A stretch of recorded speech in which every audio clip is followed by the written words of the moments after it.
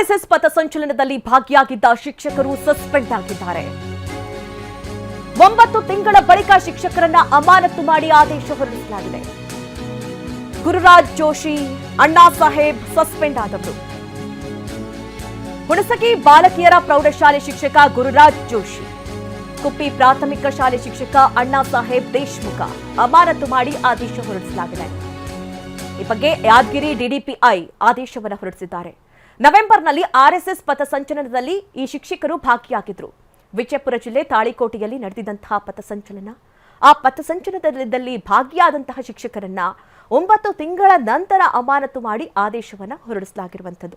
ಒಂದ್ ಕಡೆ ಆದೇಶದ ಪ್ರತಿಯನ್ನು ಕೂಡ ಗಮನಿಸ್ತಾ ಇದ್ದೀರಿ. ಇನ್ನು ಅಮಾನತುಗೊಂಡಂತಹ 2 ಶಿಕ್ಷಕರ ಫೋಟೋಸ್ಗಳನ್ನು ಕೂಡ ಗಮನಿಸ್ತಾ ಇದ್ದೀರಿ. ಒಬ್ಬರು ಪ್ರೌಢಶಾಲೆ ಶಿಕ್ಷಕ ಗುರುರಾಜ್ ಜೋಶಿ, ಇನ್ನೊಬ್ರು ಕುಪ್ಪಿ ಪ್ರಾಥಮಿಕ ಶಾಲೆ ಶಿಕ್ಷಕ ಅಣ್ಣಾ ಸಾಹೇಬ್ ದೇಶ್ಮುಖ್.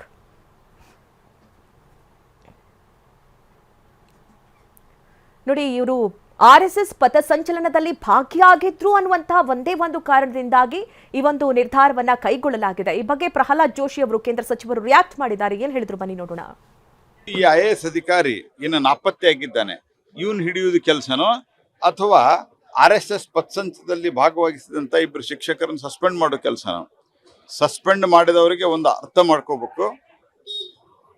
ಕೇವಲ ಈ ಇತ್ತೀಚಿನ 10 ವರ್ಷದಲ್ಲಿ 12 ವರ್ಷದಲ್ಲೆಲ್ಲ 1980ರಿಂದ 1970ರಿಂದ ಯಾವಾಗ ಸಂಘದ ಚಟುವಟಿಕೆಯಲ್ಲಿ ಭಾಗವಹಿಸಿದಂಥ ಸರ್ಕಾರಿ ನೌಕರರ ಮೇಲೆ ಕ್ರಮ ಆಗಿದೆ ಅಥವಾ ಸಂಘವನ್ನ ಒಂದಿಲ್ಲ ಒಂದು ರೀತಿಯಲ್ಲಿ ಅದರ ಚಟುವಟಿಕೆಯನ್ನ ತಡಿಲಿಕ್ಕೆ ನಿರ್ಬಂಧಿಸಲಿಕ್ಕೆ ಪ್ರಯತ್ನ ಮಾಡಿದಾಗೆಲ್ಲ ಕೋರ್ಟು ಅದನ್ನು ಕಿತ್ತೆಸೆದಿದೆ. ಭಾರತದ ಸುಪ್ರೀಂ ಕೋರ್ಟ್ನಲ್ಲಿ ಈ ತೀರ್ಮಾನ ಆಗಿದೆ.